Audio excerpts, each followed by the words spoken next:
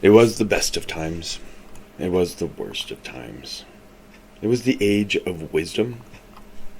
It was the age of foolishness. It was the epoch of belief. It was the epoch of incredulity.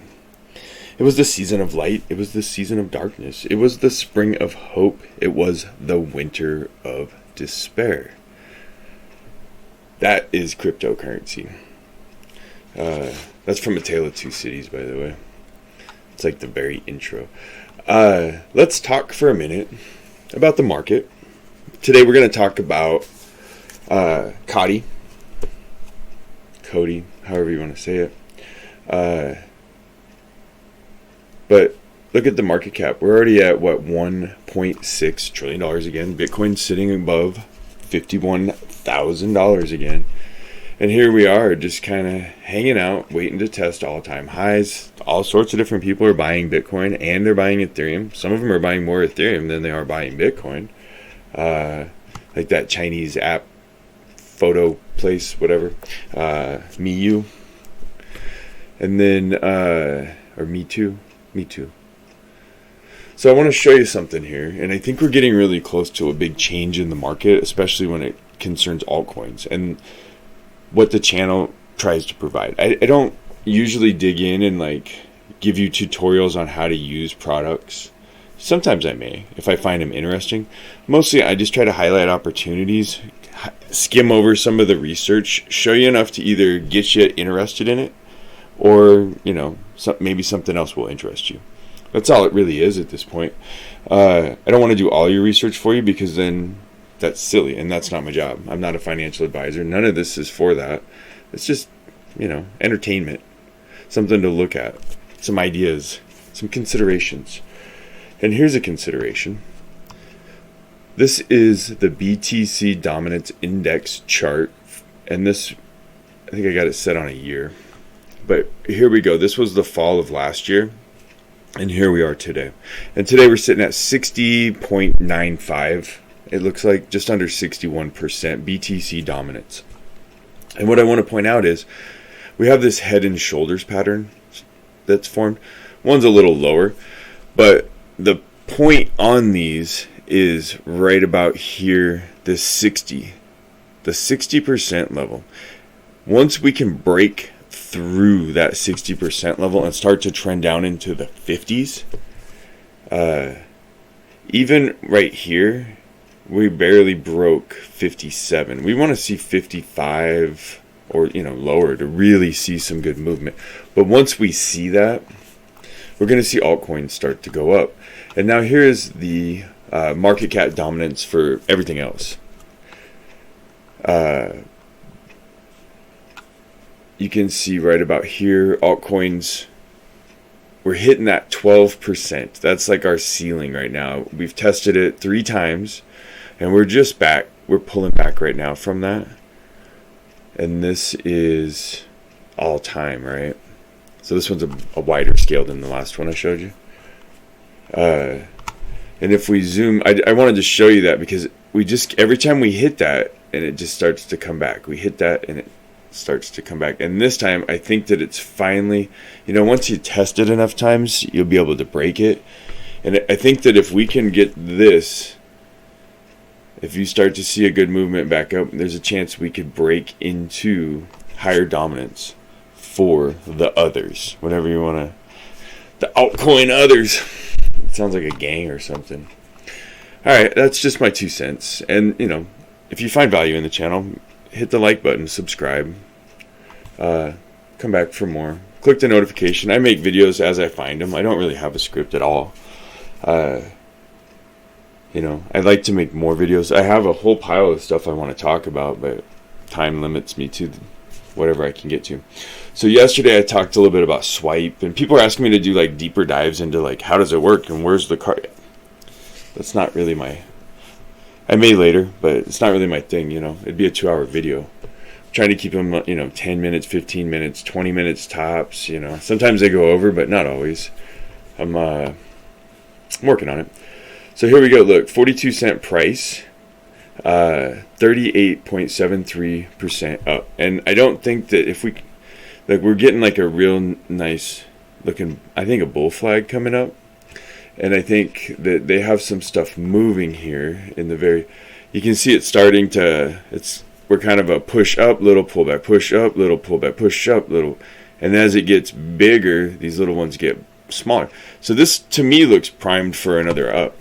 And I'm following this pretty closely because it has a small enough market cap where you could get a quick 5 or 10x out of something like this.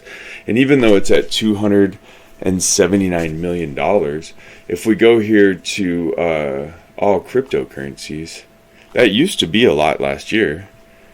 Now, if we want to try and hit 2 billion, we're barely front page news.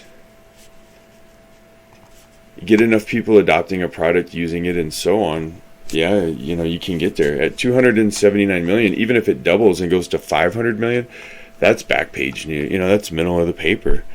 Money's flowing into these things, and money's going to trickle down to these altcoin projects. Remember that. For me, when I look at some of these, I'm like, dang, that's such a small or a large amount, but anymore, that's really not. So back to what we're looking at. We can see good growth. We see real strong growth here, and then, kind of this flag starting to form. We're up 1,000% on the year, 400% on the month, and so on down the line here. This is Binance Uniswap. You can get this on KuCoin. It doesn't list it down here on CoinGecko, but it's on KuCoin. I have a little bit on KuCoin as well. They got $1.6 trillion. And the $1.6 trillion, last time we were close to this, Bitcoin was worth over $1 billion. And now that we see Bitcoin's hovering, 50 million underneath, or whatever, 50 billion underneath. So I think that's starting to show the spread's going to, more projects get more money. And of course, a rising, the tide rises all the ships, but rising tide raises all ships. 2 billion max supply, 271.5 market cap, and that's $1 million, right? We talked about that. So we could see this hitting 2 billion if it gets enough adoption and the growth pattern that it's shown. Yeah, sure. Will it get there? It's hard to say. I can't make guarantees. The ultimate power grid of payments, and provides 7 necessary elements for a perfect payment infrastructure: scalability, simplicity, buyer sell protections, cost effectiveness, price stability, instantaneous. Yeah, I'm guessing we're gonna call that quickness. The trust chain, the seamless digital payment solution. I'm not going to go through the whole page and read it to you, but you can on your own. It's all the links to the stuff that you want to know. Here's the team. But the stuff I do want to talk about is their roadmap. And basically what I'm doing is I'm not giving you a deep dive of the project, because there's about a dozen really good ones out there on YouTube. So what's the point of recreating the wheel? I'm trying to point out the opportunity that this thing is probably going to grow soon. I'm not going to pretend to know everything about the coin. I'm just going to say that I think that it's going to go kabunga and make cha-ching noises to somebody's wallet. Quarter 1, we're getting all the way through, and we're at the staking point as far as I know. We'll look ahead here in a second. I'll show you why. But we got staking, liquidity mining, adding liquidity to Ethereum. They're going to try and get an exchange license in Singapore. Then we look at the quarter 2 right here. We got the iOS Pay. COTI Pay on iOS, Trust Chain 2.0. So there's some big stuff coming up. Oh yeah, the Paywise, and then they want the integration with the Celsius network. I did a couple weeks ago, I think, a video about the Celsius network. If you're interested in checking that out, you can read this more in detail. It's pretty long. It's got a lot of information and a lot of good links on here. They launched a decentralized fear index for DeFi markets. This was in the fall. Announcing COTI, and I think it's COTI, maybe COTI. Debit cards and bank accounts. I've heard it both ways. I guess maybe it's from where you're from. Debit card and bank account. yeah, it's got some cool stuff, some big stuff coming up too. Here's the Staking 3.0 now live as of March 1st. Staking 3.0 is now live.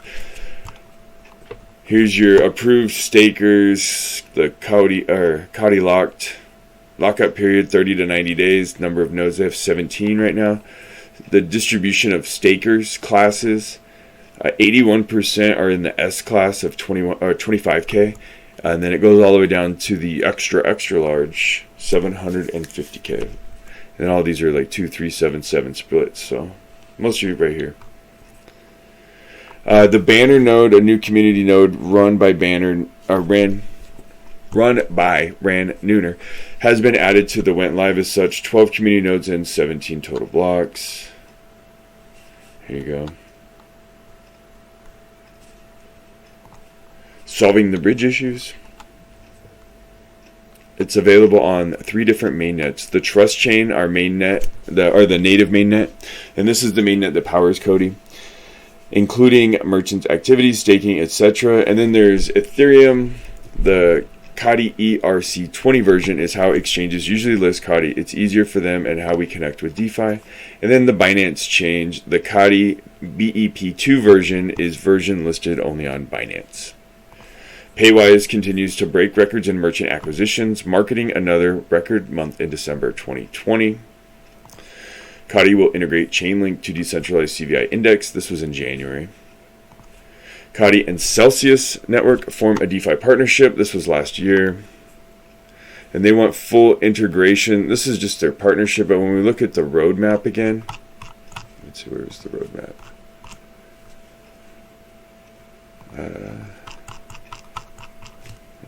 Anyway, it was looking like that was going to be Q2-ish. Trust Chain Paywise. Financial inclusion for over 2 billion unbanked population worldwide is being made all over by fintech solutions like COTI. Yeah, there is a big market in this. It's like a couple $1 trillion market that they're trying to fill. So, big need, big fill. They basically want to be like the digital payment of the world. They were formed as a payment company, digital payments, like that's their bag, baby. Here's a bunch of links and some stuff like that. More links and also more links. Man, tons of articles. There's a lot of stuff on this project. It's got a lot of growth, a big community, good marketing. Seems like a good team, good project. I can't see, this is what I'm looking for right here. I can't see this just not going up without, something hitting the market or changing the way things are going. You can see it's shown some really significant growth. As always, watch for pullbacks and stuff like that. That's just how the markets expand and contract. This one looks healthy though. Here's a good picture of it. See, up, back, up, back, up, back, up, back. And now I'm hoping for another up. What do you think? I think it might be coming. Speaking of ups, so I'm a relatively new channel and, trying to make it in a big pond with a lot of big fish. I'd like to look back over just the last month, and I think we've been around for about a month and a half now, so very, very short amount of time. And some of the first coins, the good and the bad. So the good coins that we looked at from our first videos that are at least a month old, that we've talked about for at least a month. These are the value that we've provided you this month. Here's our revenue statement for the month. You ready? So Polka Starter is up 75%. One of the first ones we talked about. We talked about Mana. It's up 94%. Talked about Fort Knoxter. It's up over 300%. Pol, the proof of liquidity, 185%. Shroom Finance. We've talked extensively about Shroom Finance and pimped it a lot. 460% gains. YFII, with the 3 I's, right? The mobile fork of Yearn Finance is up 50%. Dago Finance is up 451% in the last month. OVR is up almost 600% and going quick. And then Ubix, when we first talked a bit about it, it's up over 300% now. All right, that's the good. So now here's the bad. We have XNS and Rode. They both basically rug pulled, it looks like. XNX pulled out. Their team went to Sovereign. it happens. You know, it's unfortunate. Road went from an Internet of Vehicles project, and then basically just all of a sudden, March 1st, their white paper changed to some shady looking DeFi project, which is just hanking. So those are two my bads. We can't all be winners, and I'll own up. I tried to pimp those. Well, I wasn't sponsored by them or nothing. It's just two that I thought were really, really low that had maybe a future. And we know that those things are just so hard to predict. Another one is Pickle. I really thought Pickle would do better. It's down 50%.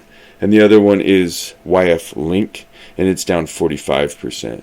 Most of the others are just within normal ranges, but these were the ones that I found as the outliers outside of what normal market conditions, let's call it that. So far I would call that more green than red, and as long as you fix more stuff than you break, I call it a good day. What about you? Alright, remember, like, subscribe. I'll try and make more videos. I am putting the timestamps in now.